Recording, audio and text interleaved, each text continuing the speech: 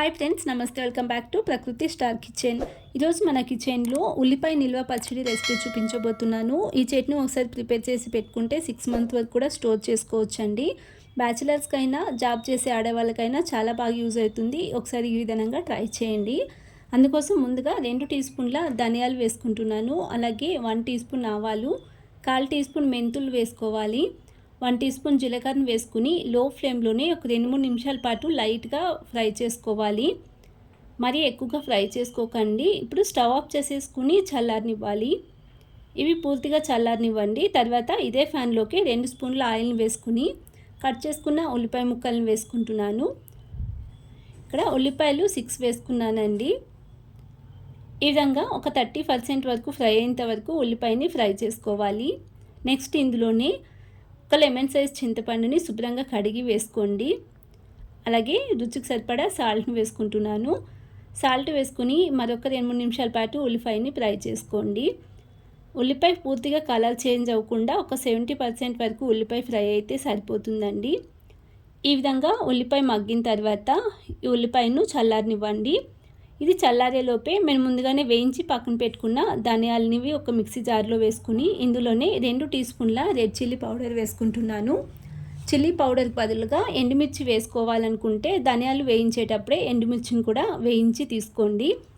ఈ విధంగా స్మూత్గా గ్రైండ్ చేసుకుని ఒక ప్లేట్లో తీసుకుంటే సింపుల్గా మసాలా రెడీ అండి. మసాలాను పక్కన పెట్టుకుని తర్వాత ఫ్రై చేసుకున్న ఉల్లిపాయ ముక్కలను ఒక చిన్న మిక్సీ జార్లోకి వేసుకుని కొంచెం వాటర్ని వేసుకుని ఉల్లిపాయ పేస్ట్ని కొంచెం గట్టిగానే గ్రైండ్ చేసి తీసుకోవాలి. నెక్స్ట్ స్టవ్ పైన ప్యాన్లోకి 100 గ్రామ్స్ ఆయిల్ వేసుకుంటున్నాను. తర్వాత 10-12 వెల్లుల్లిపాయలను వేసుకుని ఫ్రై చేసుకోవాలి.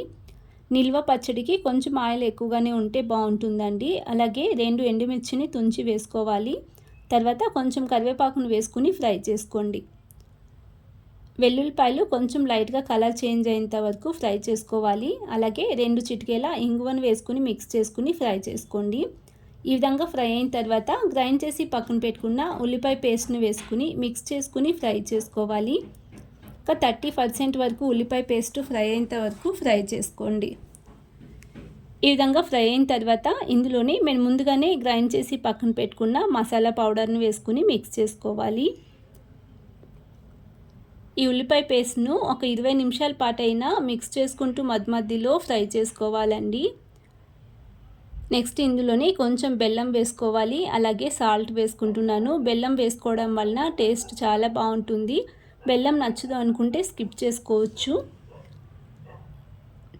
ఈ ఉల్లిపాయ పచ్చడిని ఒక 20 నిమిషాల పాటైనా లో టు మీడియం ఫ్లేమ్లోనే మధ్యలో మిక్స్ చేసుకుంటూ కలర్ చేంజ్ అయ్యి ఆయిల్ సపరేట్ అయ్యేంత వరకు ఫ్రై చేసుకోవాలి. ఈ విధంగా ఫ్రై అయిన తర్వాత స్టాప్ చేసేసుకుంటే ఆనియన్ నిల్వ పచ్చడి రెడీ అండి. ఇలా ఒకసారి ప్రిపేర్ చేసుకుంటే 6 మంత్స్ వరకు కూడా స్టోర్ చేసుకోవచ్చు. ఒక గాజు సీసాలో స్టోర్ చేసుకోండి. బ్యాచిలర్స్కైనా అలాగే జాబ్ చేసే వాళ్ళకైనా చాలా బాగా యూజ్ అవుతుందండి. ఎప్పుడైనా వంట చేసే టైం లేనప్పుడు ఈ పచ్చడితో చక్కగా అన్నం తినేయచ్చు. చాలా టేస్టీగా ఉంటుంది. ఒకసారి ట్రై చేసి మీకు ఎలా కుదిరిందో తప్పకుండా కామెంట్ సెక్షన్లో తెలియజేయండి.